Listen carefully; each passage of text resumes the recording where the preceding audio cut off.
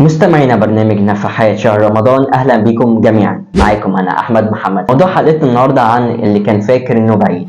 كان في واحد دايما حاسس انه بعيد عن ربنا وبعيد عن الخير وبعيد عن الناس كمان. كل يوم بيقول انا مش نافع ومش عارف ومش قادر ابدا. وفي ليله من ليالي شهر رمضان قرر انه يدخل المسجد، ومن اول ركعه حس ان قلبه انشرح بالهدايه والراحه. حس ان ربنا بيقول له مش مهم اللي فات، المهم الخطوه اللي انت هتاخدها دلوقتي. من اول ركعه لحد اخر ركعه شخصيته اتغيرت خالص. فهم ان عمره ما كان بعيد، بس هو اللي ما كانش واخد باله. رمضان ساعات بيعلمنا وبيدينا درس، احيانا مجرد خطوه صغيره ممكن تغير حياتنا كلها. وكالعادة في نهاية كل حلقة بنقدم نصيحة لينا ولكل المشاهدين. محدش فينا بعيد عن ربنا خالص، البعد الحقيقي ده وهم في دماغنا. ربنا أقرب لينا من أي حد، وبياخد أول خطوة من ناحيتك قبل حتى ما انت تفكر ترجع له. يكفي ان قلبك حس انك محتاجه، ودي لوحدها علامة ان الباب لسه مفتوح ومستنيك.